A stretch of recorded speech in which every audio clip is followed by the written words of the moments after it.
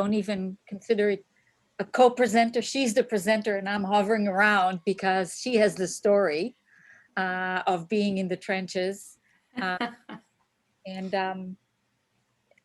I'm Ruth Neiman and principal at LWDA. And we are a company in Concord focusing 110% of our time on environments for aging in all different formats and configurations.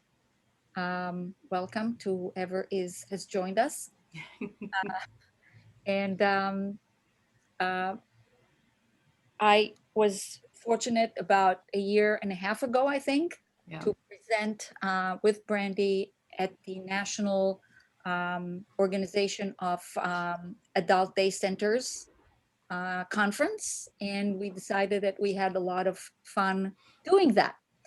So that's how we got back together and kind of focused on a slightly different angle to this. Right. When we presented to the national conference, we were talking to people that did not know a lot about design and talked to them about what are the important features or spaces and features and interiors and colors and all that, which is something that everybody on this call is very familiar with. So the angle was, how did we survive the year?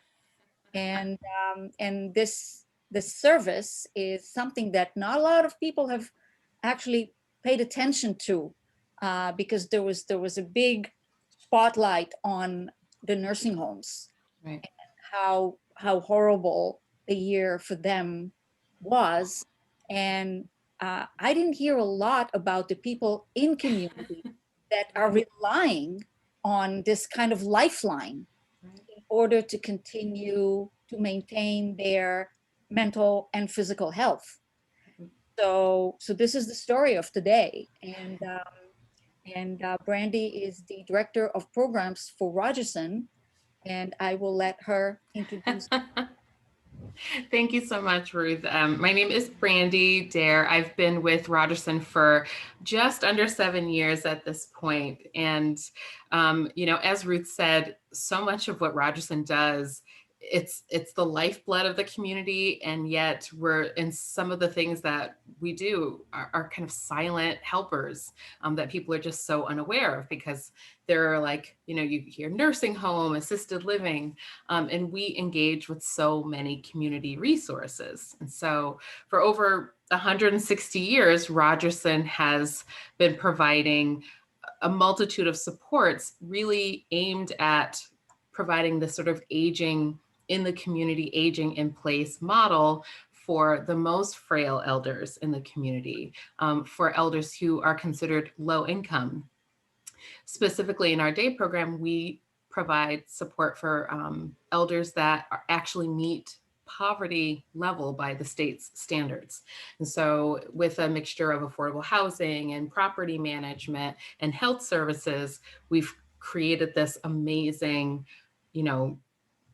monster of support for these amazing citizens in the greater Boston area. So thank you, Ruth, for kind of allowing this process to kind of unfold organically.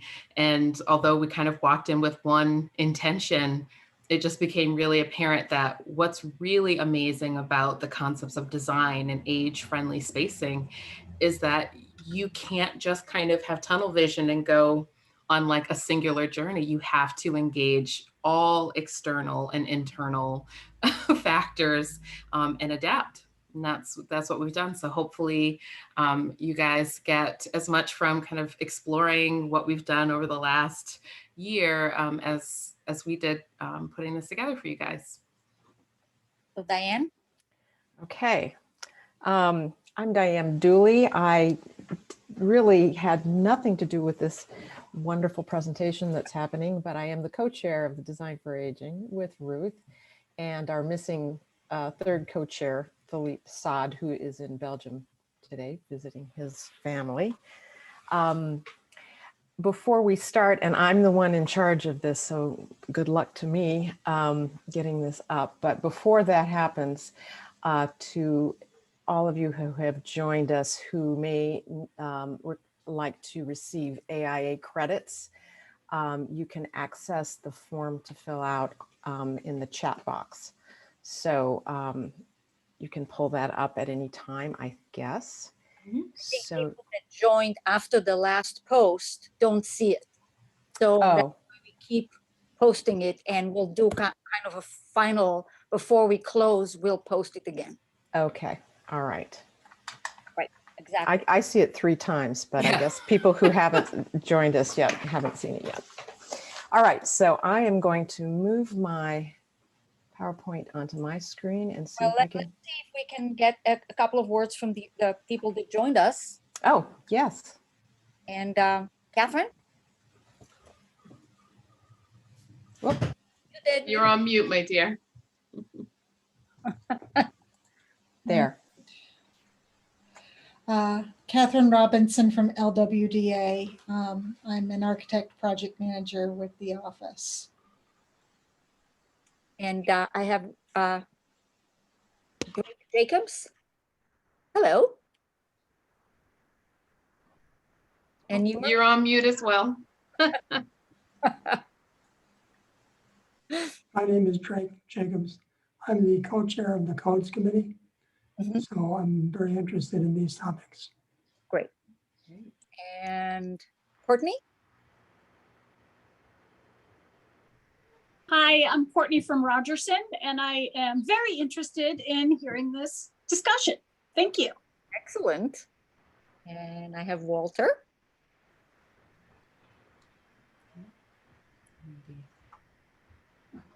Walter's driving, but he Oh my God. is also from Rogerson. He's the president and CEO, so he too wanted to hear this. Sorry, Walter, if I'm speaking for you. We have Mary. Thank you. I'm sorry I couldn't unmute, and I am driving, but I'm looking forward to hearing Brandy's presentation and wishing everyone a wonderful conference by video. Bye. Thank you. And I'm Mary Rossland, and I work mostly with signs and graphic design and interiors like that. And recently I've seen a lot of graphics done in medical situations that have been really helpful to the environment of it. And I'm kind of curious about of that in the aging environment. And also my mom's 92. So I'm kind of just curious about the whole topic these days. So thank you for hosting. that's great. And come to our other meetings. If you're not a member that's getting invites periodically, send one of us an email and we'll put you on a mailing list. And we are interested in what you have to offer. That's probably a specialty that none of us is an expert in. So, and John,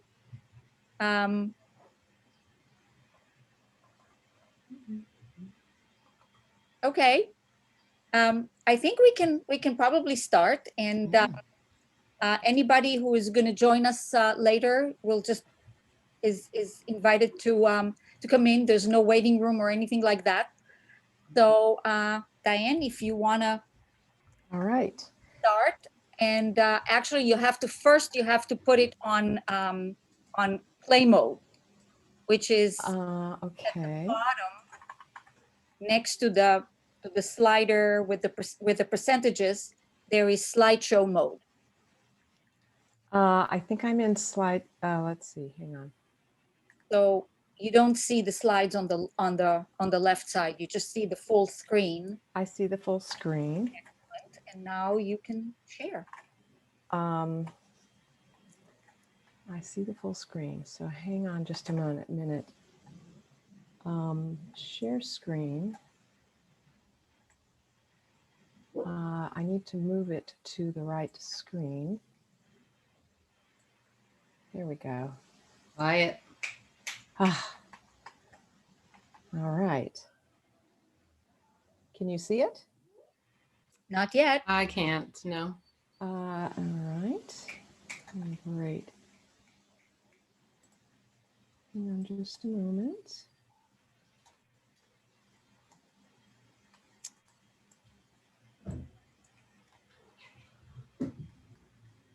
Momentarily here.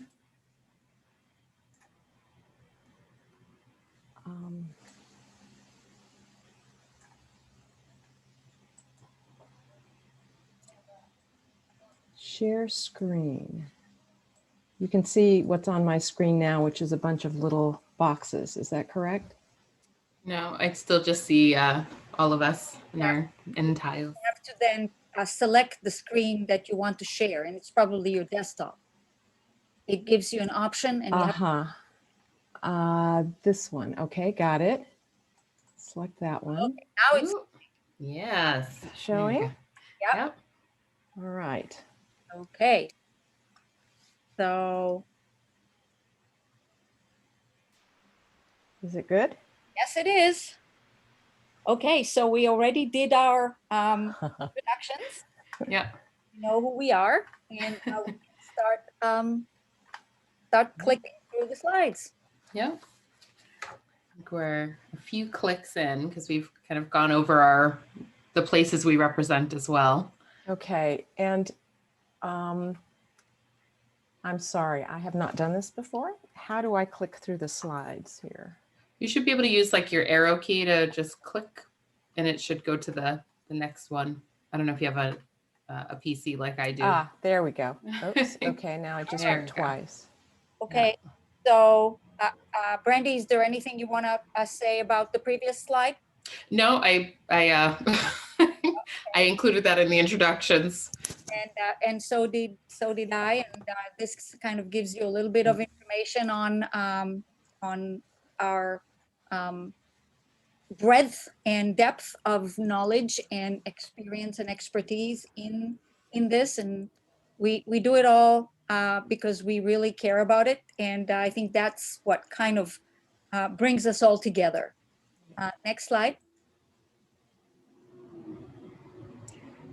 So one of the beautiful things about adult day centers is that there's a unique quality to the services that we provide. And I love this phrase of calling us first responders because there are any number of life events that create an inability for someone to function independently in their communities, in their homes, by themselves, whether it's medical, behavioral, neurological, and adult day centers sort of wrap around that person and create these complementary services and a physical space for elders and adults with disabilities to attend so that they can get consistent support and have a community that pairs with their in-home living.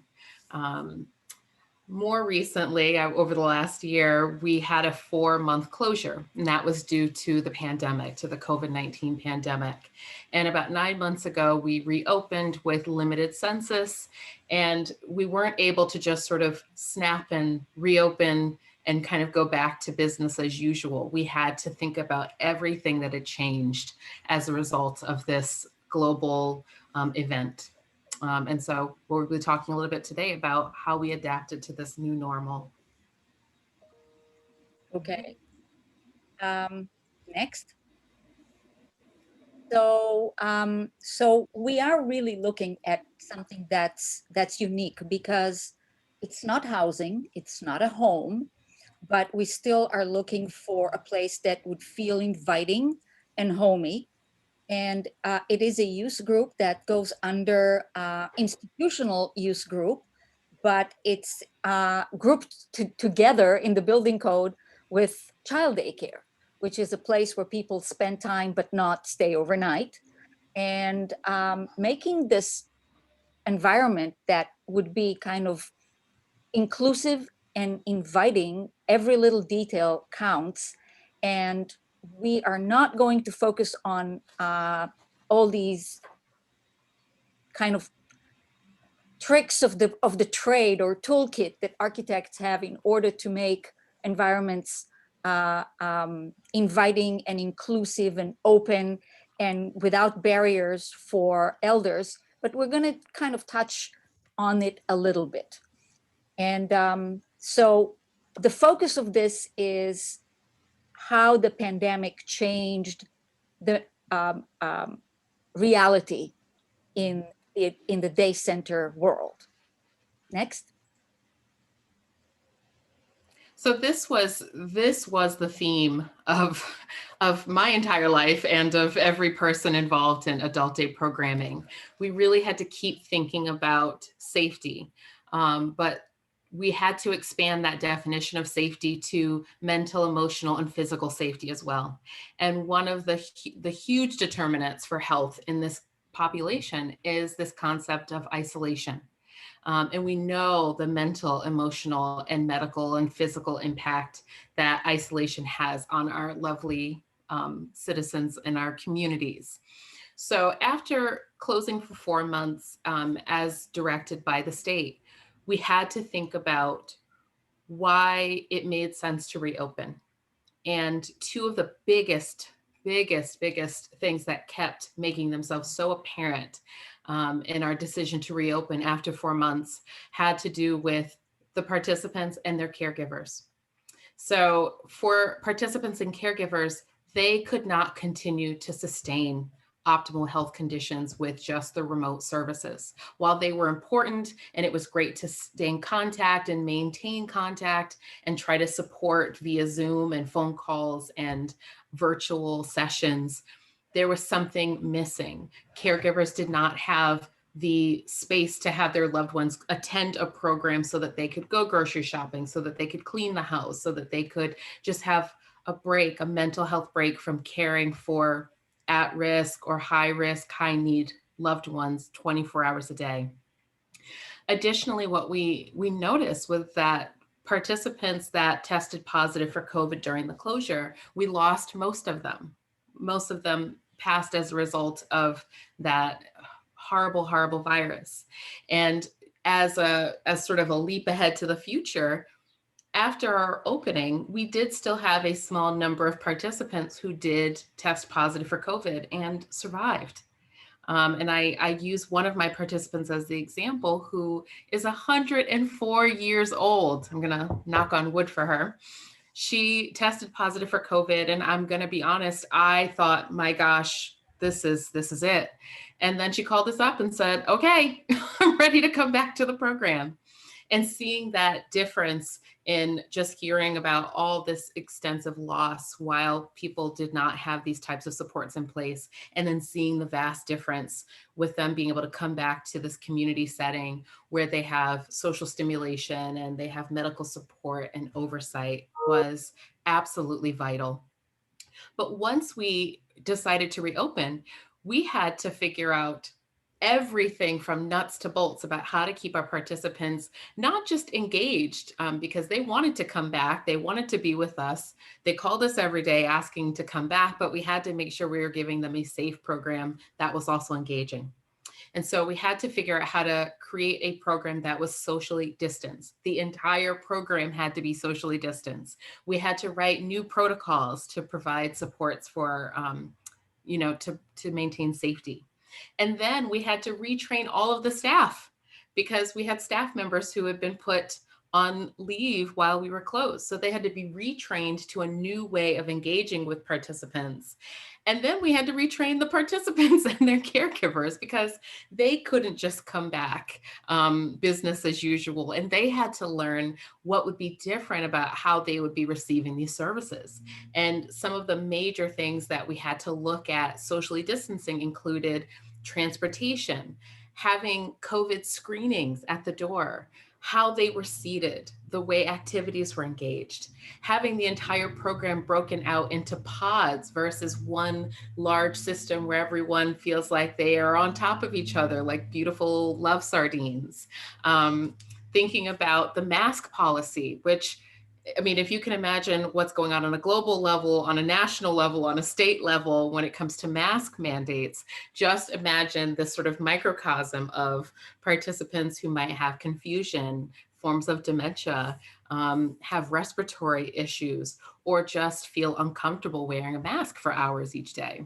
And then one thing that I thought was really important was this concept of no touch, right? So a large part of this programming has to do with it feeling like home, with chairs being close together, with participants hugging and holding hands, and everyone just sort of loving on each other in this sort of familial way, and going from that to a system where touch is just as needed to provide support with activities of daily living.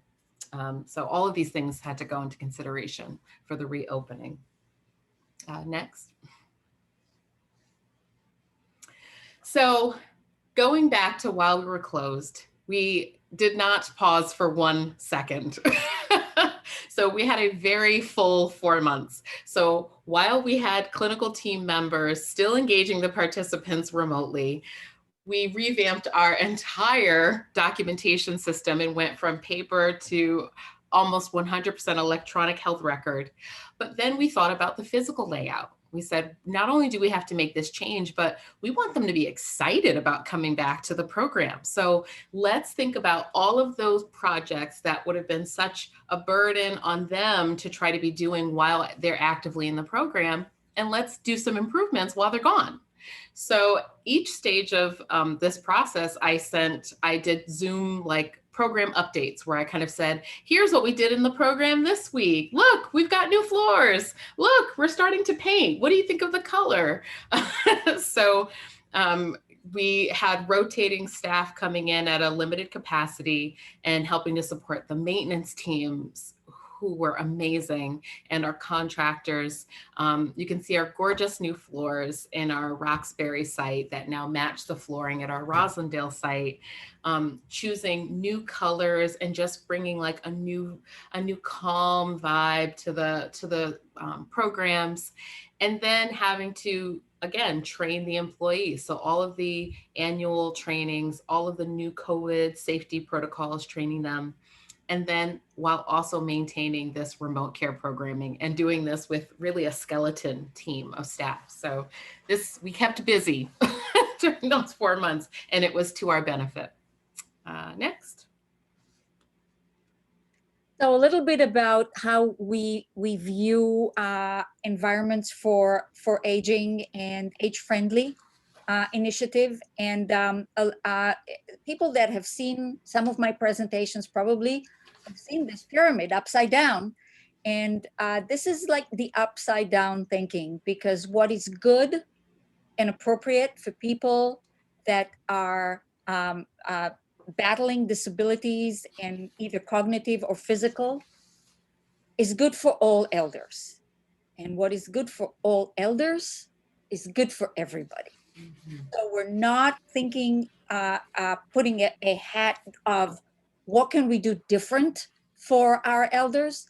We're just thinking about what is good design that serves any level of ability or disability.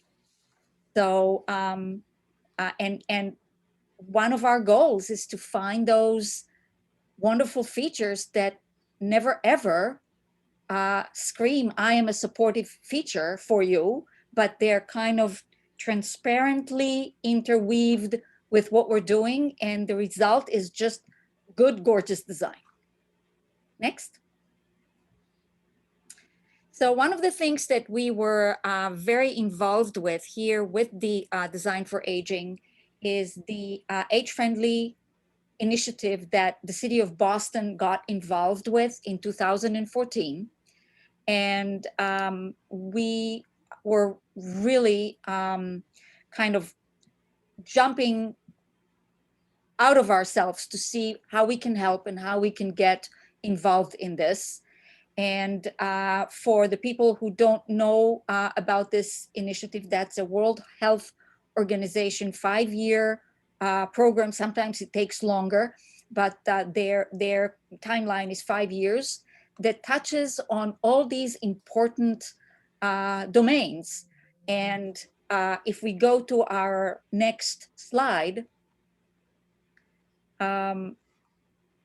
we found out that each and every one of those domains is completely interweaved and related and provided by the adult day services. So here we go, the new normal. Yeah. So outdoor spaces and buildings, right? So we think about all of these beautiful spaces, especially at Rogerson, with gardens and balconies and patios. But now the new normal is that these outdoor spaces are a huge source of respite from hours of mask on programming, both for participants and for staff. So having to be in the building with our masks on, going out into this large expansive garden actually becomes a space to be far enough away from people to be able to take the mask off, get some fresh air. And for some of our participants, this is the only time during the day that they're getting to go for a little walk in the garden because their neighborhoods don't support safe neighborhood walking during this time. The building itself is by necessity segregated. So we have to have these socially distanced sanitation protocols. We can't have the same intermingling. And our transportation, our pride and joy, our fleet of Rogerson vans are now at a 50% capacity with sanitation protocols that need to be done between every single run. So more runs are completed by the same van drivers. They are sanitizing between runs. And this means that the transportation structure each day is just stretched out. It's longer for arrivals and departures currently. Brandy, I have a question. Oh, yes. I love this. Outdoor spaces. Yeah. What in the winter? Yes. So we do have some of our diehard participants that want to go out, even if it means I'm like shoveling a snowy pathway from the door to the bench. And then other participants, did just make the decision to kind of stand outside the door just to get a little fresh air. But because our elders do love the warmth, during the winter, we really were indoors. I mean, we really had to stay indoors.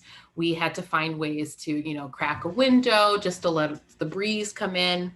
But yeah, they were largely indoors. But this is no different than what they were doing at home, except now they're not isolated in a room with no one to talk to and no activities to engage in. Yeah, that's a great question. Thanks.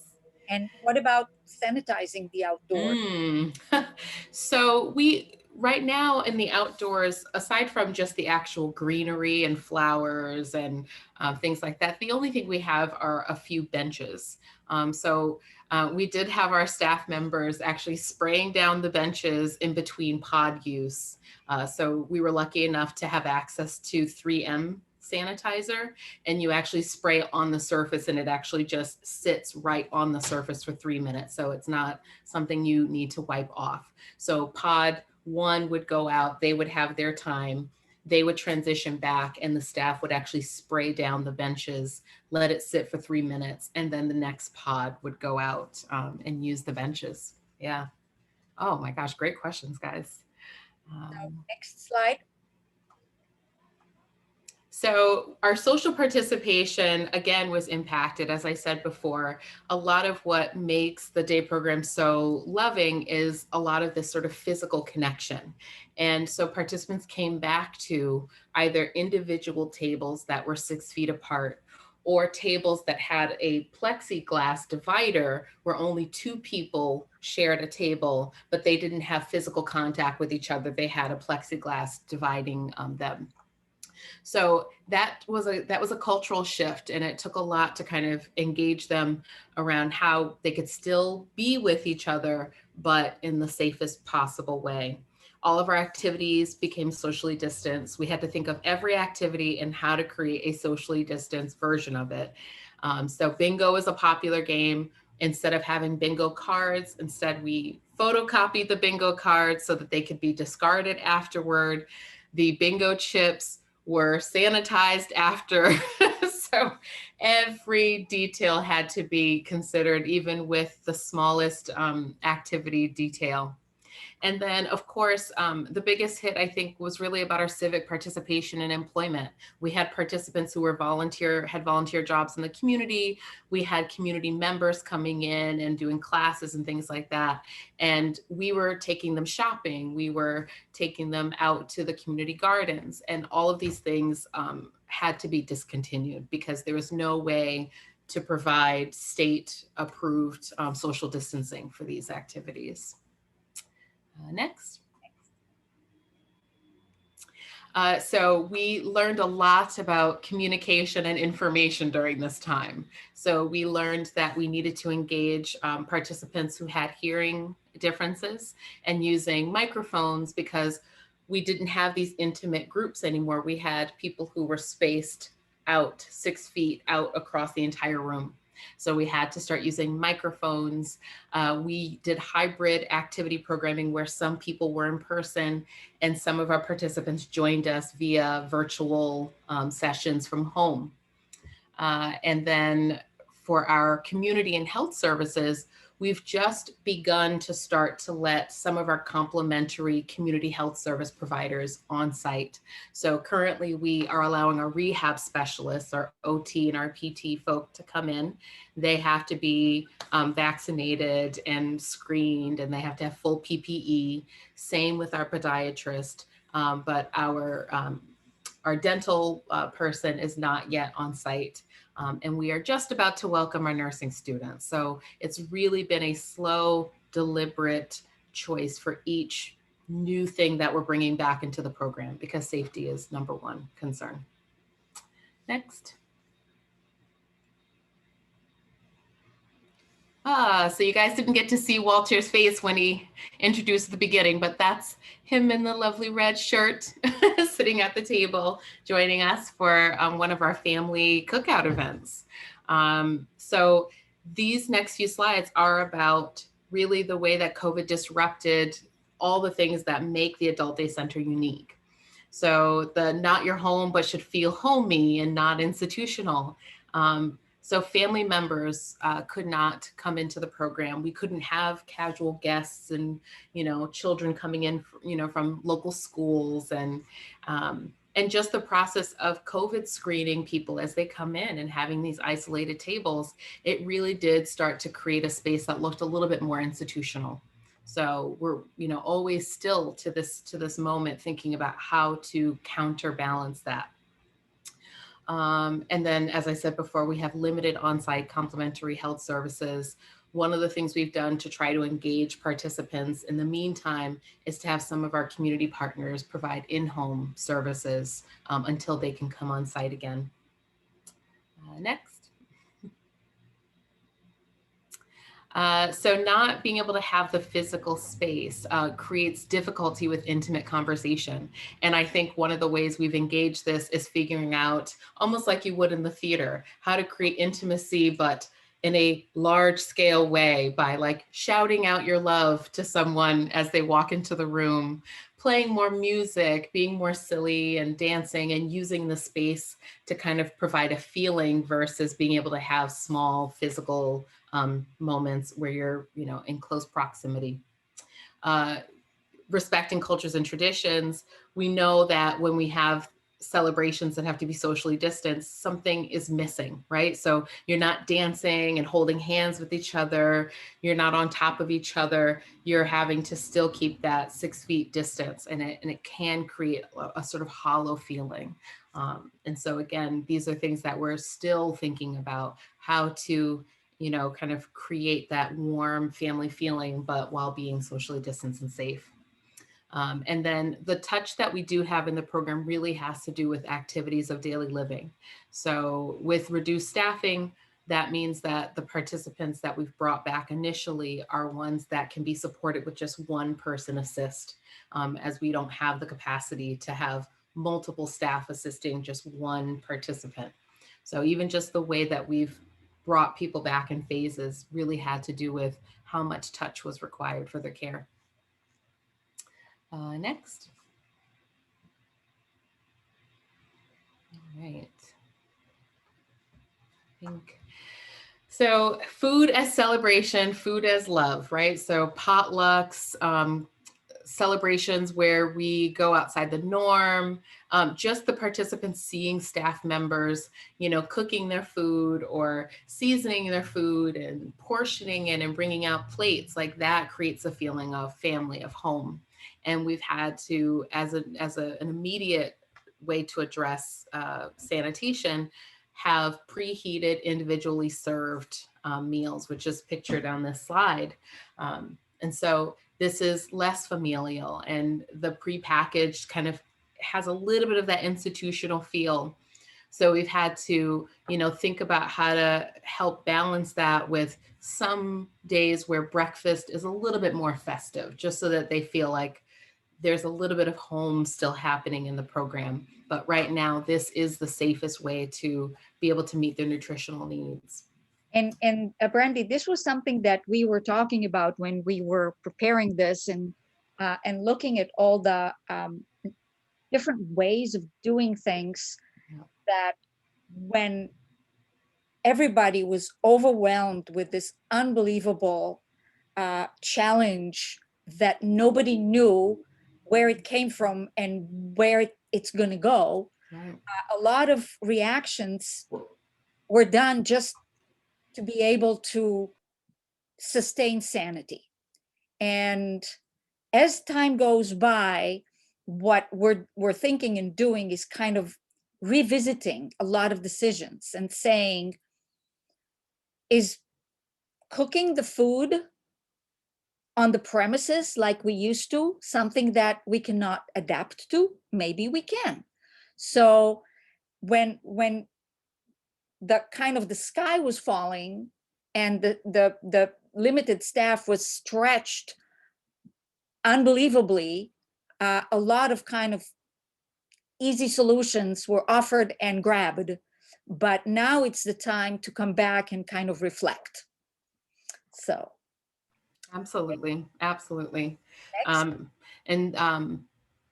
Yes, and just the focus on reestablishing people's vitals, their blood pressures, their blood sugars, their healthy weights. These were so important because while they were out of the program, you know, bad decisions were being made, and the focus became, you know, getting them back into the program in a healthy way.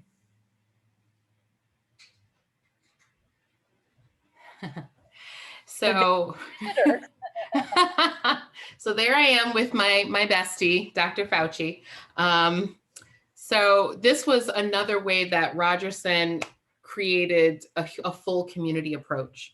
So as a day center, we didn't have the capacity to host or to hold vaccination clinics, but it became apparent that this was such a hugely important piece of the puzzle for getting back to some form of normalcy. And so we had just an amazing senior management team and residential team agree to initially host these clinics at their residential sites. And then our participants in the day programs were bussed over on our vans to be able to take advantage of this. And, you know, it's because of this that most of our participants and most of our staff are vaccinated, fully vaccinated right now. And even now we've reached out and started to have connections with the community again. And we've started to work with local clinics who've agreed to allow us to bring participants to get vaccinated in the local community during day program hours. So this is just, I mean, just an unexpected blessing. And I can't imagine how we would have done it otherwise. Yeah. Next. So the next is kind of a summary of images that we're looking at them and hoping that maybe in 2 years, we're going to look back and said, oh my God, that's insane. Did we have to do all this? And it's the waiting equipment that is waiting for people to exercise right next to each other, the food preparation, the sitting next to each other, the gowns and the masks, and suddenly the people you know and love look like extraterrestrials and you don't know who they are. So what's wrong with these pictures? A lot is wrong with these pictures. And we hope that we're going to be able to look back at them and say, yeah, we survived it and we're better now. So And we go next. And kind of try to look at the environments and the spaces from these three verbs that, for me, kind of define what a good environment for everybody, but especially for elders, can be. And enable is the first one on the list, but we're not going to talk about it because that is the one that covers the things that a lot of our people really are very versed and know about. And that's how to use the right materials, how to use the right colors and contrasts and supports and good looking handrails and excellent lighting and avoiding glare and all these things that for us are like our common way of doing things. We're not even thinking about it and we cannot do otherwise. So so this is something that we're kind of putting aside as for taking for granted almost. But the other two are the ones that are were impacted really, really seriously by the last year and what we had to go through. And that's the engaging environments and the ability to do things that you love and you want to continue doing, and the integration with your community, small community, and then the community at large. So these are the two things that kind of got hit. If we go to the next slide. So it's interesting as I'm looking at this, it looks like just this horrible list of things that we don't have anymore that we had to put on pause. But I've actually thought about how if engaging is inspiring purposeful living, then what we've done is we've engaged the participants in how to live in this current environment and still not let that be an excuse for not kind of learning new things and practicing those adaptation skills. So our participants, they know what Zoom is now. They've learned technology because they've had to learn technology. It's our primary tool of communication when we can't be in person. Participants have learned about the magic of online music and all the different ways that they could engage different types of music without having live musicians there. Yes, I'd like the live musicians back and they will come back. But in the meantime, that's not going to stop the participants from dancing and singing and engaging even nostalgic music. We are bringing, we are going to bring back those communal meals. And even as we look at what the outdoors means right now, we've bought our soil, we've bought our seed and our seedlings, and we're going to engage gardening in a socially distanced way. So even getting out and getting our hands dirty, we may not be able to do it the way we did it before, but we're still going to be giving participants that opportunity to get out there, plant some vegetables, plant some fruits, and to see the fruits of their labor when harvesting time comes in. And while we can't have outside volunteers in the program just yet, we've had participants volunteering within the program. So participants that love to talk, they are now our activity discussion leaders. And participants who love to decorate, they are now, bossing the staff around for decorating, because now we have multiple pods to decorate. It's not one central decoration board. We have to decorate multiple pods. So having those participant leaders in those pods has been huge. And same with fitness. We've learned to really embrace that group fitness model, using the space that we have provided with a fitness instructor at the front and having our participants engage that way. They're moving much more than they were when we were closed as a program.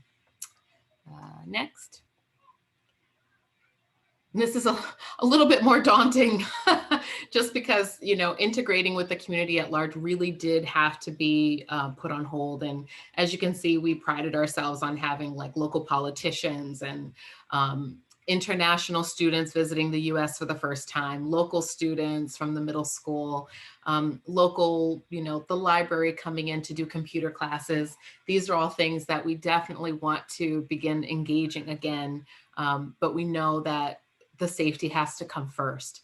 But it will be interesting to look at our current layout and our current design to see how we can engage these community members coming in the space again, while still, you know, I don't think it's not gonna be anytime soon that we get back to all clustering around each other, but how could we still have this same beautiful feeling in a socially distanced way? Yeah. Next. Yeah. This is just a good pictorial comparison between what it used to be, what it's now, and what we hope will be back soon. Yep. Yep. Next. So a little bit of looking at plans. This is we're kind of featuring two different programs, and this one is on the first floor of a affordable senior housing building, and we do have all the orange color spaces are the common areas with a separate fitness area. And when things were before we had to face separation and isolation and segregation and sanitation, this whole big space was open and people could move from one to another and outside. So Brandy, do you want to talk about what is happening right now? Yeah, so right now, as you can see, the look is so different, right? So we had carpeting and sort of these like yellow walls, and we've created just a calmer interior environment with beautiful, gorgeous floors. You have to go to the next slide. Oh, there we go. So that's actually just in the next room. Oh no, that's in the same room as the previous slide. So you can see just those gorgeous floors. And I'm going to be biased because because I chose the color. So you can see that there's sort of a classroom feel, right? So it's not just everyone clustered around. Really, there's like thoughtful spacing in between the desks, which was a shift in culture. You can see our lovely Pierline at the front. She's more of like a front lecturer. So she's standing at the front of the room versus being able to like sit and weave in and out and touch people and high five them and things like that. She's needing to stay at the front. And then behind her, we have our screen, which we use not just for music, for exercise, but also for our digital Zoom hybrid programming, so that we have some folks in the space and other folks that might not be able to be on site physically joining the exercise from home. Next. So again, this is another location. That's the Rossland Adult Day Health Program. And in the times before COVID, there were 3 areas that used to be a different kind of feel and used to them. The kind of peach color, a pink color used to be the dining room where the entire group would be getting together for meals. The blue area was the activity area, and the yellow area was actually a smaller program that addressed the needs of people with different levels of cognitive issues. So when the whole program had to be separated to smaller groups, sort of everything was thrown up in the air. And on the upper left image, you see the dining room as it used to be, and accommodating most of the participants of the program, except for the few people that were dining in the memory care area. But now there are kind of 3 equal multi-use spaces that have different groups. If we go to the next.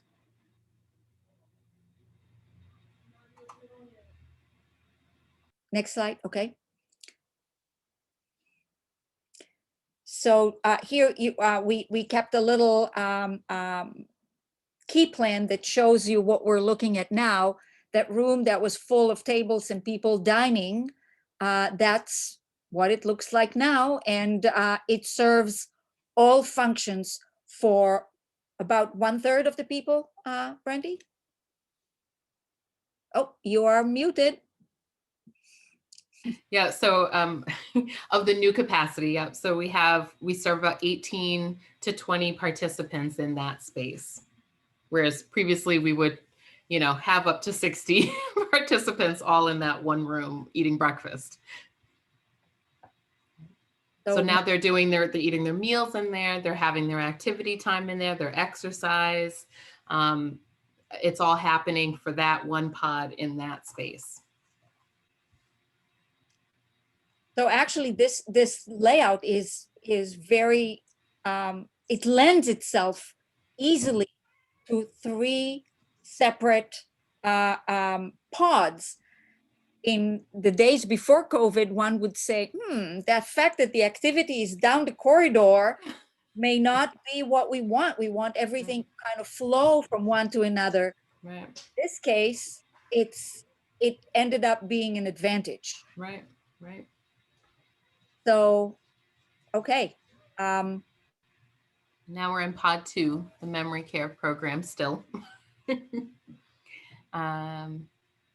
see. And although the space is still used for memory care, you can see that what used to be in that program were these, like, the tables are kind of set up as long tables where everyone could be right next to each other and grabbing each other's food and and things like that. And now, especially because there's a need to kind of coach around behaviors and ADL, activities of daily living, the tables have to be spaced this way so that there's more compliance with social distancing. Yeah. Next. So this is actually the separate, you have to walk down a corridor to get to it. And that became the home of pod 3 group. And this is probably our smaller space. So we have a capacity for 16 participants in here. And on the right, this room you see here was previously a quiet room for people who might be overstimulated or just need a little space, or maybe their lawyer was coming to visit and they needed a private room to be in. It's now used as sort of a meal prep area. So in the morning, the coffee will be brought down in a cart with the cream and the sugar and whatnot, and staff will use this space to prep the meals. And it's kind of like a little workstation, remote staff office, so that this larger activity space on the left is really for the participant use, and we're not taking any of that square footage away. Okay. So we're kind of almost winding down the presentation, and we thought to walk you through a day of the participants. And the morning drop-off is a huge deal in terms of the day centers, because it's a logistical challenge, how to get people in the space, disembark, safely go in, take their coats off, and leave some of their stuff in cubbies, and then that van moves around, another van comes, and also some people are being dropped off by family members' cars. So it's almost like a drop-off point in a big school. Yep. That needs to make sure that there's a movement and transition space from being at home to coming to the group. So this has changed a little bit. Next. So now the focus really is on how to ensure that each person coming into the program is coming in the safest way possible. So as you can see from the first picture, participants come in a single file they're socially distanced. So, where we used to have participants hugging each other and holding hands as they walked in, now it's very much like, a one person at a time. And then we have someone at the front doing COVID screening questions and taking temperatures so that we can ensure that no one's coming in the program with potential symptoms. And even things like outerwear, we were advised not to have like coats and jackets all mushing together inside of a closet. And so jackets are kept on the participant's chair now, just to reduce cross-contamination. So it's a little bit less hectic, but there's something, in my mind, there's something like missing that, like all the hugs, I think. All the hugs are missing. That's what I think. So because the vans have to come in 50% capacity, the whole process is longer. So some people end up arriving much later. Yep. So before a van could fit up to 11 participants, and now a van might be just transporting 4 participants at a time. And it's not like grabbing kids where like they jump onto the van and the van zooms off. You're helping people who might be walking more slowly, who might need more time to get downstairs. So we still want to engage that client-centered approach, but it does create a longer process for sure. Next. So a little bit at looking at the food service and meal program, and in regular days, it's a challenge because you're trying to feed a large group of people, about 60 people, and still try to keep the kitchen looking residential, because you don't want to kind of open up the stainless steel commercial feel to the residents. And so one of the things that are being done is hiding the more commercial parts of the kitchen behind closed doors and making the kitchen that is open to the residents and open to participation look as residential as possible. So even large commercial appliances are picked to be as residential looking as possible. And of course, one of the things that is most important to me is hide the trash. I don't want to be coming into this and see a big trash can kind of overpowering the kitchen. And boards of health are a lot of our challenge here, because again, we started by saying this is a unique space, a unique combination of uses. It's not a home, it's not a restaurant, it's not a nursing home kitchen. So what is it? And we have had situations where the Board of Health looked at it and said, it's a commercial kitchen. You have to have a 2-hour wall surrounding it, and you can't open it to the residents and to participation. So this was a huge deal of education that went into this in trying to make this as homey and inviting as possible. So next. So this kitchen is really participatory and encouraging whoever is interested to participate in the meal prep, and sometimes in selecting exactly what is going to be on the menu. And so that's why it cannot be behind closed doors.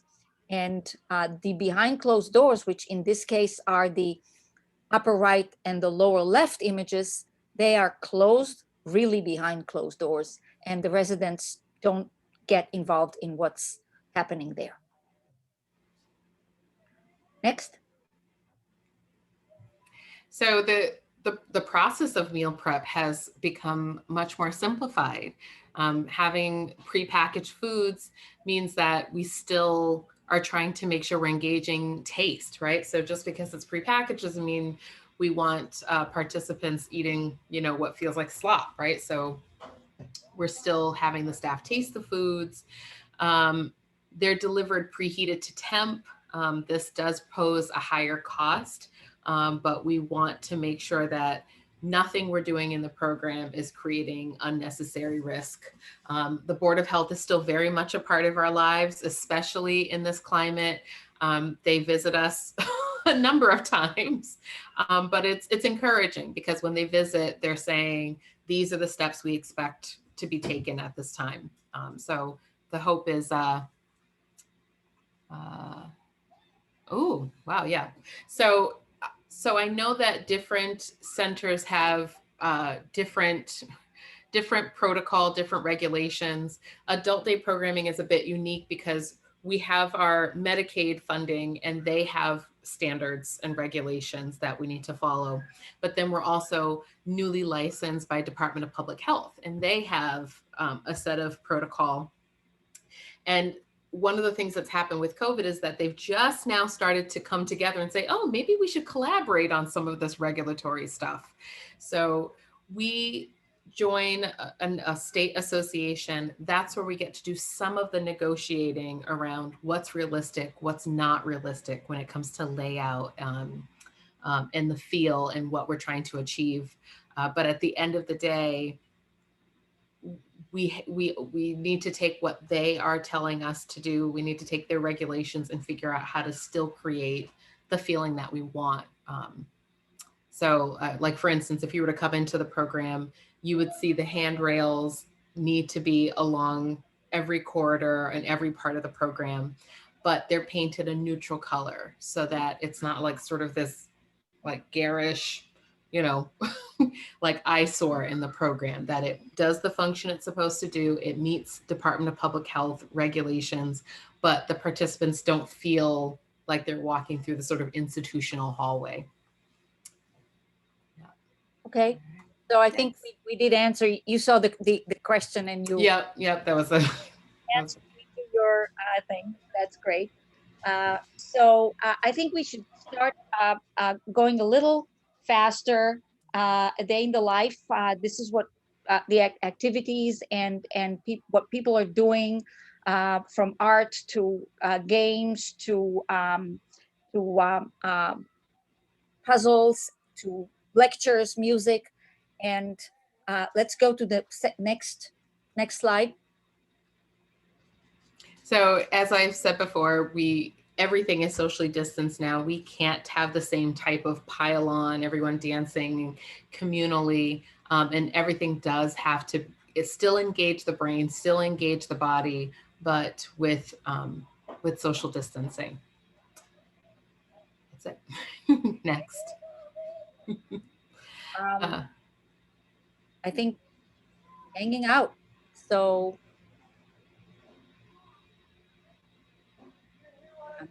have I lost myself here? Yes. Okay.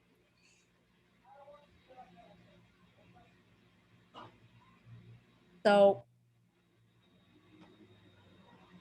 I did lose myself.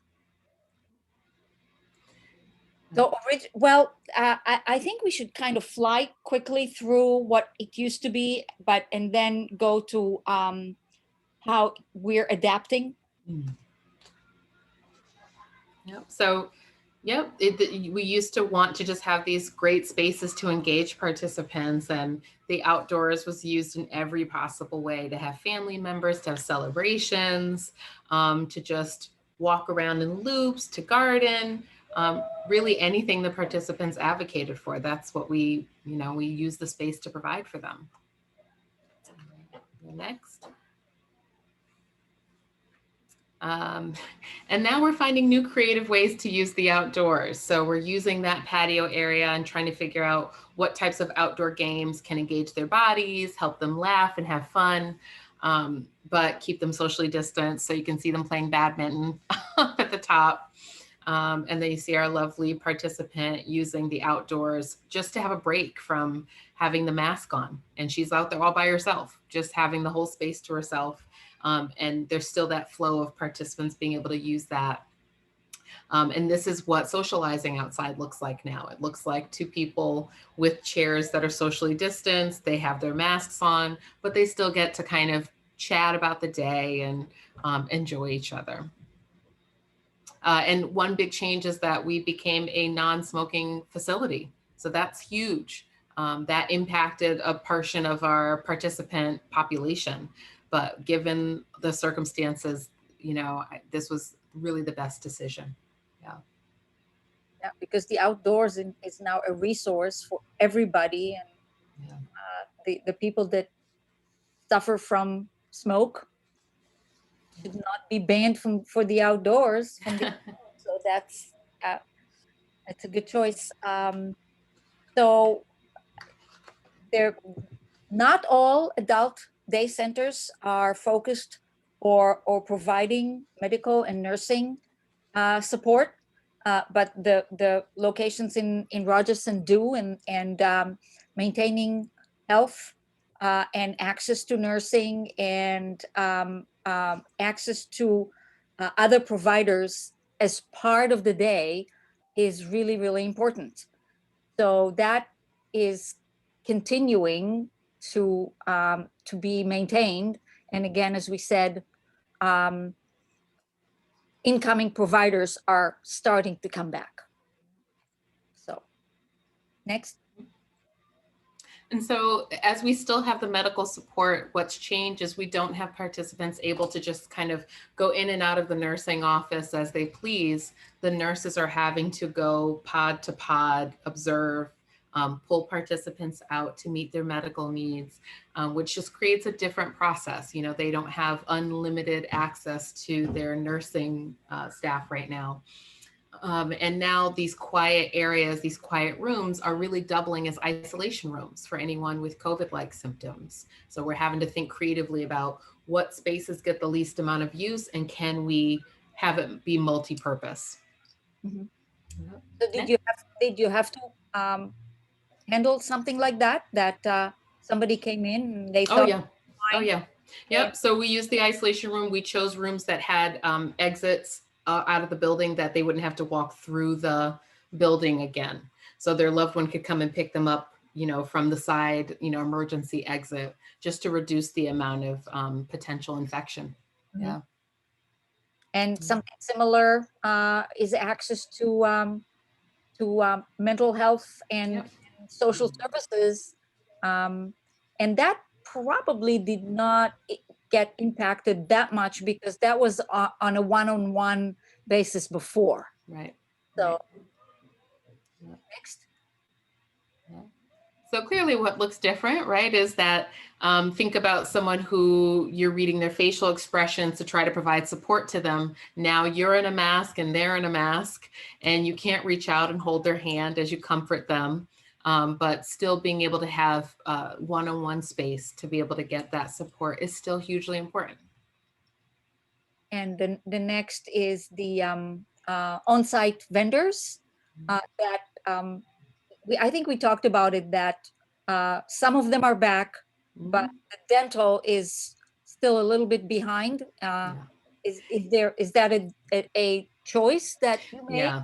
Yeah. So podiatry and OT and PT came first because they could provide services without having to have direct contact with like the mouth and the nose, and things like dental and vision really required the kind of contact that just wasn't a safe, intervention. Okay, next we have 2 more slides. Yeah.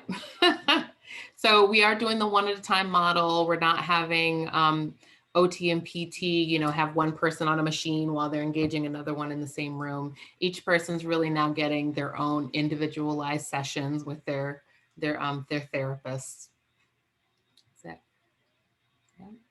And I think the way we kind of left it at the end, and I don't know, I mean, we don't have a large group here to start a discussion, but what as designers and architects, what do we learn from these adaptation and acrobatics that the operators and people in the trenches actually did through this strange year?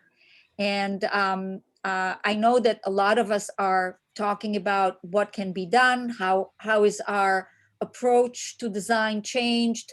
And I have kind of categorized it into 3 groups of intervention.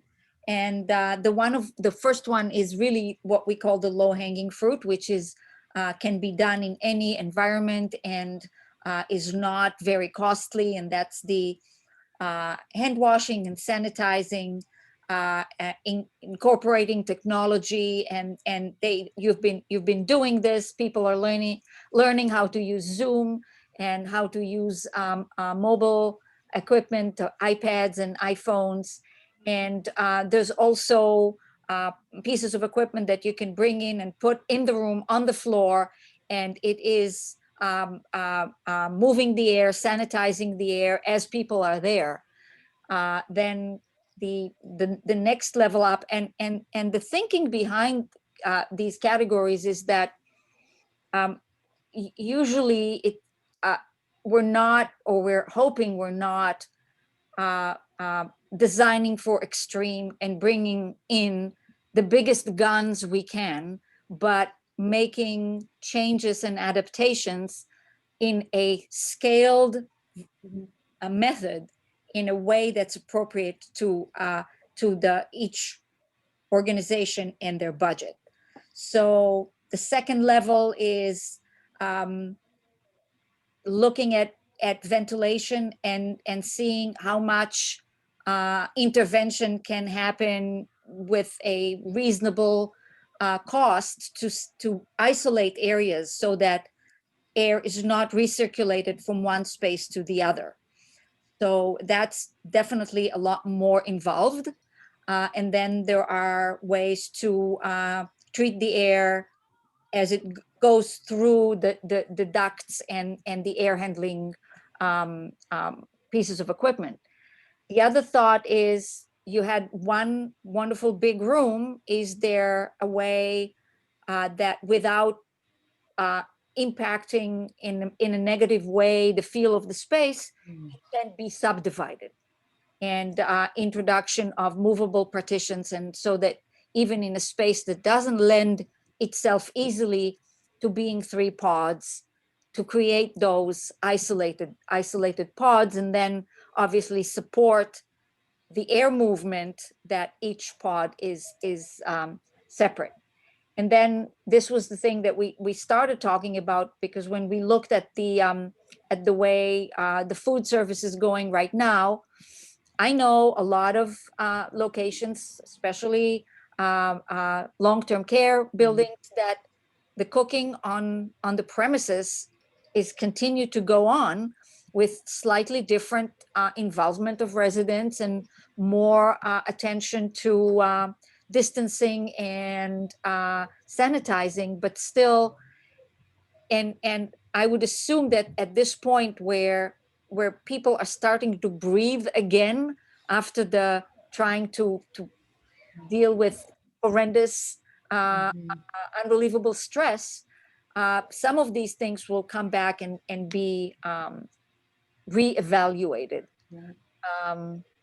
And the last thing is, I know that regulatory agencies are coming to us and saying, this is some rules that you worked by before are no longer relevant.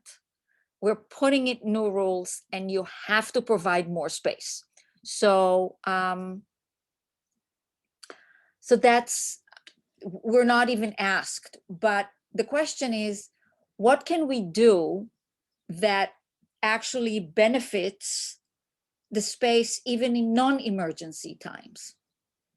We know that with a community that serves elders, having more bathrooms so areas can be isolated and people don't have to cross between to go to communal bathrooms is always a good thing.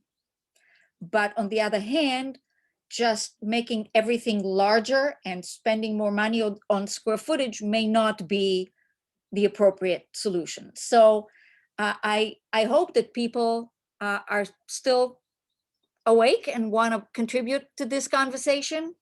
But these were the things that we kind of thought about, where the rules of the architecture and engineering community in evaluating what is appropriate to adapt.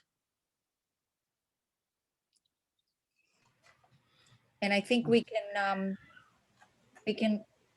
return to looking at us instead of at a. Yep. Okay. Oh yeah, this is something that if anybody is interested, we can share this presentation. If somebody is interested, send us an email. We know that there are things that or regulatory agencies that are regulating adult day health centers. We have the FGI institution, the facility guideline institution that has a section in its guideline for medical and long-term care that deals with day centers. And this is a wonderful book for anybody who is interested in designing a day center. This is something that is like almost the Bible.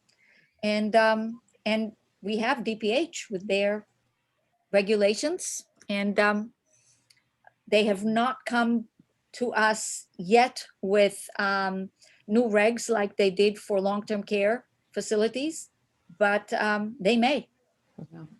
True. So, That's true. Great. so anybody has some thoughts about what's appropriate?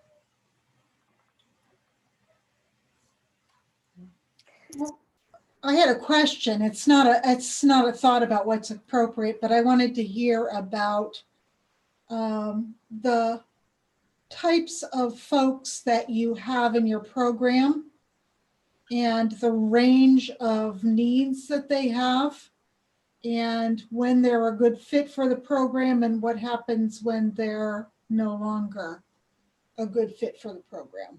Right. So, I mean, I think we're lucky enough to have we have a wider spectrum of care need and ability.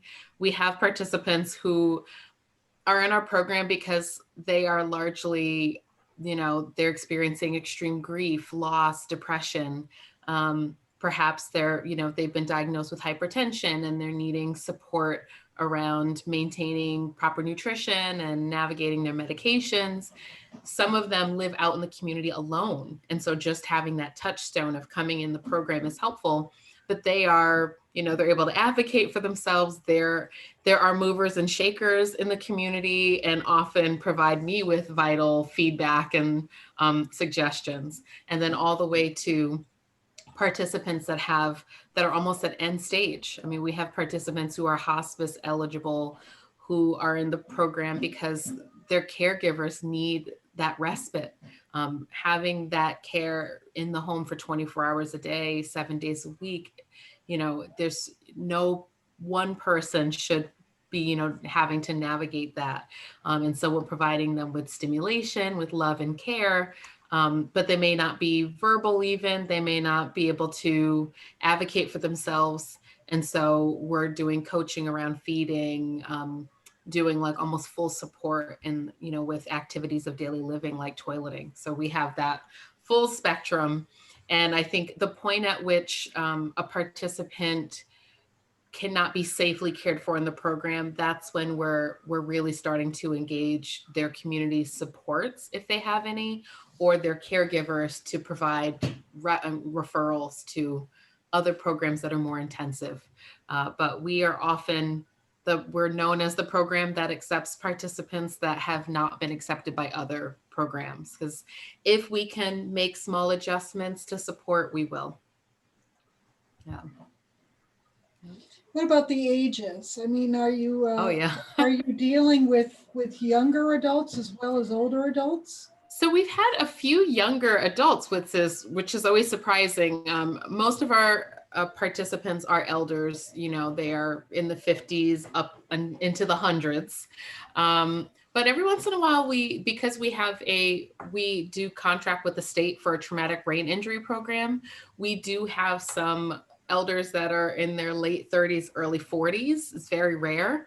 Often when they come to visit the program, we'll say, if you notice, most of the people here are much older than you, but I think there is there are less programs out there for younger adults with cognitive differences. And so, you know, it's not a deal breaker. If they have the funding ability, you know, they come into the program and they become like the, you know, the youngins in our environments. But yeah, I think our oldest participant right now is 105. Yeah. And I think our youngest is in her 40s. Yeah. Yeah. What about mental health disabilities and Yeah. the range of that? You talked about depression, for instance. Yeah. So most of our participants are they're experiencing comorbidity. So they're coming in maybe initially because of physical issues, maybe their stroke history, but we do have participants with a variety of suffering from a variety of mental health disorders. I think people have this assumption that once you reach a certain age, all of the things that were going on just sort of fade away, but they don't. We have elders who are actively experiencing psychosis, psychotic episodes. Our quiet room was often used to decensor participants who were getting overwhelmed and overstimulating and having active hallucinations. So that quiet room, we would either have complete silence and have the lights turned down low, or for some participants, we would put their headset on and just let them have their music without seeing anyone else for a little while, just to help them kind of calm down. We work with Department of Developmental Services. So we work with adults who might have cognitive delay or cognitive differences. So I'm not sure there's really any group of adults that we haven't provided services for. And that's what's beautiful, because they all are together under one roof and they're learning about each other's differences. And I don't think there's been a space where they've done that previously. So it's kind of beautiful, actually. Kind of amazing is what it Yeah. is. Hats off to you. I don't know how your staff can manage with such a variety of personalities and issues and, you know, all kinds of things that you're dealing with. I mean, it's amazing to me. Yeah. And we're, you know, most of our direct care staff are not mental health specialized. And so often we have a few of us that might have the background and we're doing some training, but a lot of it comes from engaging with the caregivers and trying to understand what's helpful for them at home. And we will be the extension of that. So we're not a psychiatric facility, but we are just trying to support whatever systems are already in place at home. So Do you have any issues with? And they do an amazing job. Yes. Yes, they do. Sorry, go ahead, Drake. I had to put that in. It's not just Brandy saying it. They do an amazing job. We can't thank that team enough for the amount of work that they do in the community to keep these very vulnerable seniors and adults in their homes. Yeah. Sorry, Drake, go ahead. Are there any issues with language? Some people not speak English? So again, I will say, you know, we have folks get referred to us and we take the person as a whole package and we figure out what can we do to support this person. So I'll use they're youngish. I'll use an Albanian couple that lives in our residence. Their daughter did not want them sitting at home by themselves. One of the couple was actually, you know, diagnosed with dementia. And so they spoke very little English. The husband, not at all. The wife was a teacher, so she was starting to teach herself English. And so we got together with the daughter and I said, so what can we do in the program? And it started with us creating a chart. Everything that they might need in the course of a day, I wrote in English, and then the daughter wrote it in Albanian. And then we called around to the building. We said, is anyone else Albanian? So we found an accountant that was. So when we had like our weekly check-ins, she would come down and translate.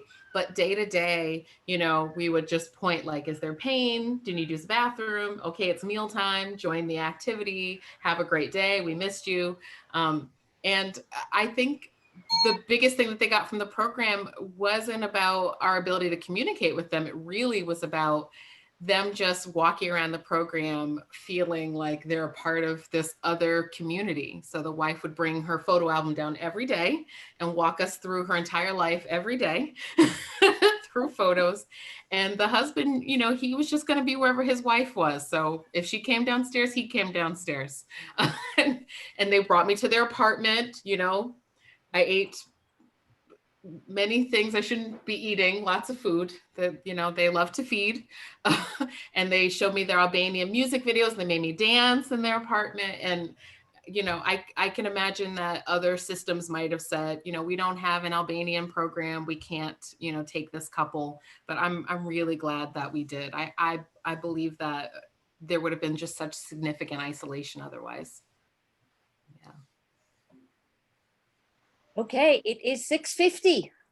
I was gonna say, they're shutting Yeah. the lights out at Rogerson. Oh my gosh, thank you guys for joining us on this. It's always helpful to kind of talk these things out and hear these great questions that get me continuing to think. Yeah. Thank you for the presentation. Thank you. Thank you. Thank you so much, Ruth, for having me and welcoming me in this space. And Walter said it was a great presentation. He was multitasking. He had to jump onto a finance committee call as well. So Sure, that was way more interesting, right? and in the midst of all of this, I had to pop out because the Boston Fire Department was here trying to find a resident who had fallen. So anyway, it's an adult moment. How do we stop the recording? I guess if we just Here's the, I'll push this button that says recording. Does anybody need the CEU form link that? Yeah, I sent it again when everyone was here. So it's in the chat 7 times. Okay.